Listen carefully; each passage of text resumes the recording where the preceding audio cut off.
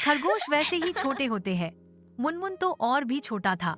देखते ही देखते यहाँ से वहाँ कूद जाता। जितना वह देखने में छोटा था, उतना ही फुर्तीला भी था। फुर्तीला होने के साथ साथ वह बुद्धिमान भी बहुत था। उसकी अक्ल बिजली की तरह काम करती थी। किसी भी समस्या का हल वह पलक झपकते ही खोज लेता। जंगल के कोने कोने में उसके चर्चे हुआ करते। इतना छोटा और इतने गुण, यह सोचकर सभी आश्चर्यचकित रह जाते। उसका हर काम निराला होता। वह हर किसी की सहायता भी करता और हर छोटे बड़े जानवर से मजाक भी करता, पर कोई उसकी बात पर नाराज नहीं होता। उल्टे सब उसकी शरारतों पर हंसते और उनका आनंद उठाते थे। एक दिन मुनमुन ने सुना कि एक बकरी गुम हो गई। दूसरे दिन सुना कि एक मेमना कहीं गायब हो गया। इस तरह हर रोज मुनमुन खरगोश को किसी न किसी छोटे जानवर के गुम होने की बात सुनाई दे जाती। जानवरों के इस तरह गुम होने से सभी जानवर चिंतित हो उठे, पर मुनमुन इस समस्या को सुलझाने में लगा हुआ था। उस दिन मुनमुन खरगोश जंगल के छोटे जानवरों के गुम होने के बारे में सोचता हुआ तालाब की ओर जा रहा था। अचानक उसकी निगाह एक पेड़ के नीचे बैठे दो सियारों पर पई। उन्होंने भगवा रंग के लंबे लंबे चोगे पहन रखे थे। उनकी बई हुई सफेद दाई थी। माथे पर लंबे लंबे तिलक लगाए और हाथों में माला लिए दोनों सियार बभी मस्ती में भजन कर रहे थे। मुनमुन खरगोश ने सियारों को देखा। घूर कर, कहो बच्चा, क्या बात है? एक सियार के पूछने पर मुनमुन ने हाथ जोकर कहा, महाराज आप यहाँ? हाँ बच्चा, हम दोनों ने कैलाश पर जाकर 20 साल भगवान की पूजा की और संसार का भला करने योग्य बनने का वरदान मांगा। दूसरे सियार के यह कहने पर मुनमुन ने आश्चर्य से पूछा, तो क्या आपको भगवान ने दर्शन भी दिए थे?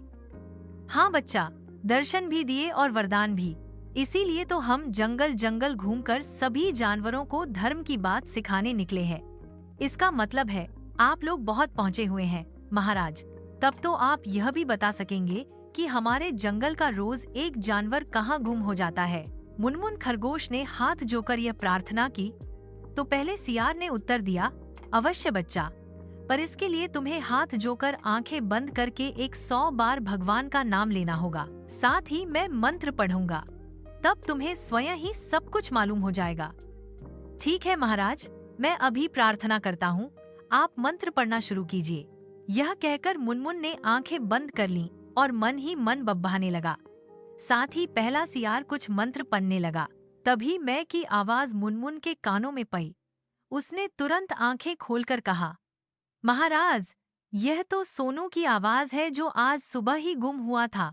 तभी मुनमुन ने यह भी देखा कि दूसरा सियार एक बई से थैले में झांक रहा था। हाँ बच्चा, यह उसी मेमने की आवाज है। मेरा साथी अपनी विद्या से गुम हुए जानवरों की आत्मा इस झोले में बुला रहा है। बात संभालते हुए पहले सियार ने कहा। इस पर मुनमुन खुशी से उछलने लगा। तब तो महाराज, आप दोनों मेरे साथ जंगल में चलकर रहिए। वहाँ आपको कोई कष्ट नहीं होगा। साथ ही आपका सत्संग भी जानवरों को मिलेगा। प्रत्यक्ष में तो मुनमुन ने यही कहा, पर वह सब कुछ भांप गया था।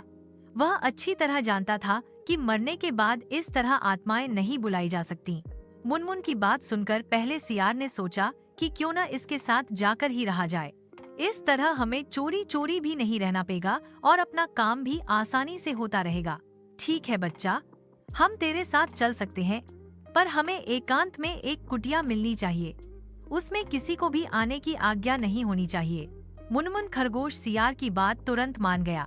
थोड़ी देर बाद मुनमुन खरगोश दोनों साधु सियारों को लेकर जंगल के बीच पहुंच गया। वहां दूसरे जानवरों ने पूछा तो उसने सियारों की खूब तारीफ की और सभी जानवरों को एक जगह सत्संग के लिए जमा होने के लिए कहकर उन दोनों को एक झोपड़ी में ले गया। आप दोनों यहाँ आराम से रहिए, यहाँ कोई नहीं आएगा। यह मेरी झोपड़ी है, आपको यहाँ कोई कष्ट नहीं होगा। मैं अपने लिए कहीं और जगह खोज लूंगा। यह कहकर मुनमुन तेजी से बाहर निकल गया। मुनमुन को बुद्धू बना देख दोनों सियार मन ही मन खुश होने लगे। दूसरे सियार ने अपनी पीठ का भासा झोला उतारकर एक जगह रख दिया। इतने में पहले ने झोपड़ी का दरवाजा बंद कर दिया। बहुत जोरों की भूख लगी है दोस्त, अब इस मेमने को भगवान के पास पहुंचाने का प्रबंध करो। आज तो इसने मरवा ही दिया था।